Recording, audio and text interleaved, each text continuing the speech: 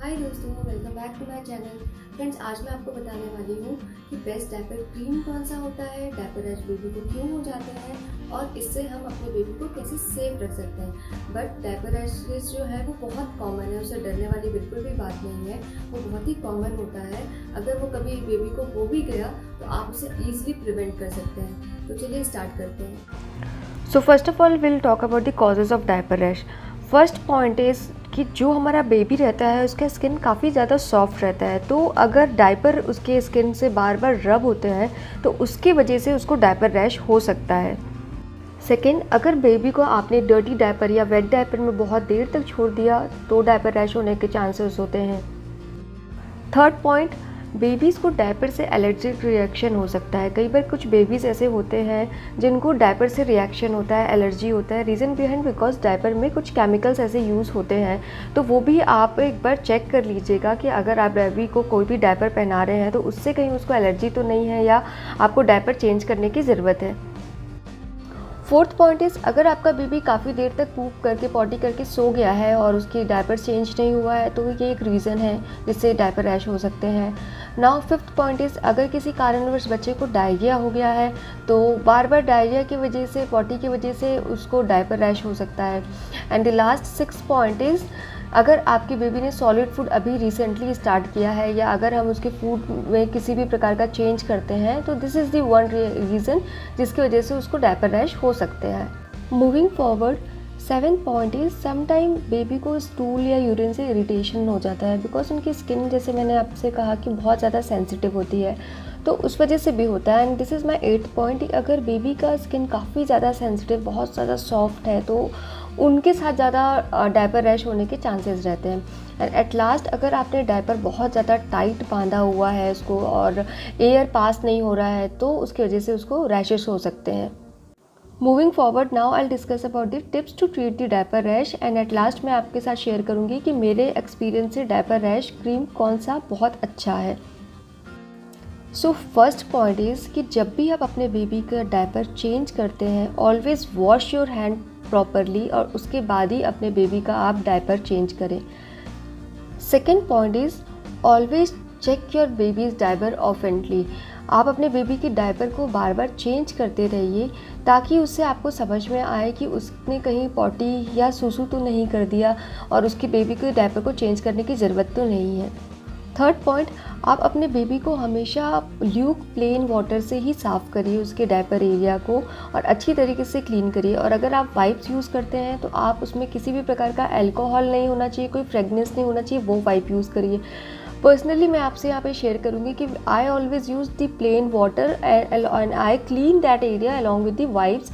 But उस plain water में मैं कुछ ड्रॉप्स और कोकोनट ऑयल का डाल देती हूँ और उससे क्लीन करती हूँ और मेरे जो वाइप्स रहते हैं वो fragrance free and alcohol free रहते हैं, तो काफ़ी अच्छे से क्लीन हो जाता है और बेबी की स्किन भी काफ़ी सॉफ्ट रहती है।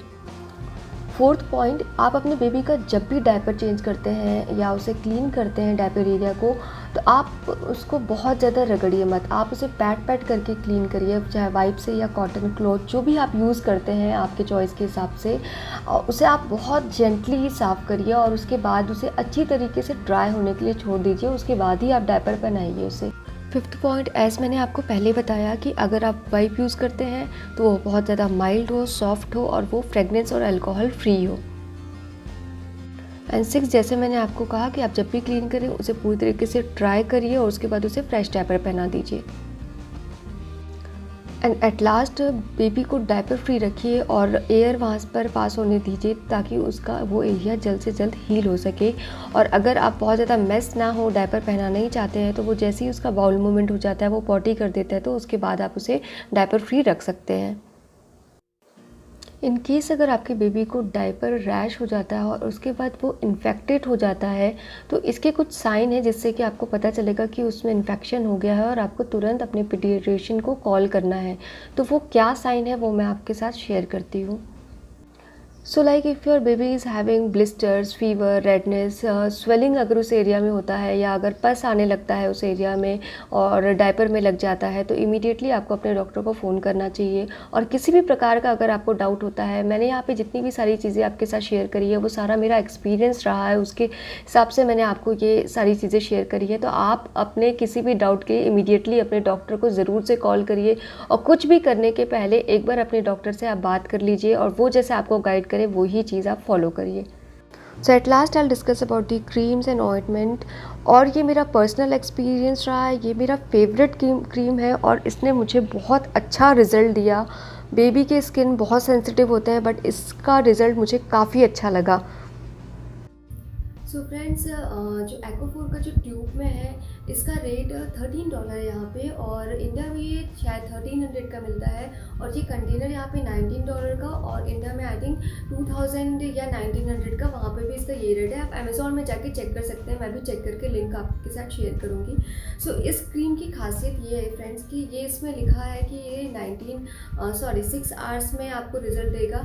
ये बाकी 6 आवर्स में आपके बच्चे के रैशेज को रिकवर करना शुरू कर देता है। साथ ही साथ आप इसे ड्राई, क्रैक्ड और इरिटेटेड स्किन जो होते हैं उस समय यूज़ कर सकते हैं। जब न्यूबॉर्न बेबी होता है तो उनका उतना ज़्यादा शोल्डर और नेक में स्पेस नहीं रहता है, तो उसकी वजह से जब भी वो मिल्क पीते हैं वो यहाँ पे जमा हो जाता है और वो रेड स्किन हो जाता है, इरिटेट होने लगता है। तो उस समय भी आप इसे बड़े आराम से यूज़ कर सकते हैं। तो मैंने कुछ आपको कॉजेज़ बताए उसके और इसे कैसे सेफ रहना है, और कुछ क्रीम्स भी बताए जो रिकमेंड किया जाता है। बट पर्सनली अगर आप बोलें तो मुझे सबसे अच्छा लगता है एक्वाफोर का cream. That's all for this video friends. I hope आपको ये जितना भी इन्फॉर्मेशन मैंने दिया आपको यूज़फुल लगा हो, और मैं हाईली रिकमेंड करती हूँ इस क्रीम को। आप ज़रूर से एक बार यूज़ करके देखिएगा। और जो लोग मेरे इस चैनल में नए हैं फ्रेंड्स, वो मेरे चैनल को सब्सक्राइब करिए ताकि मेरे आने वाले सारे वीडियोस का नोटिफिकेशन आपको मिले।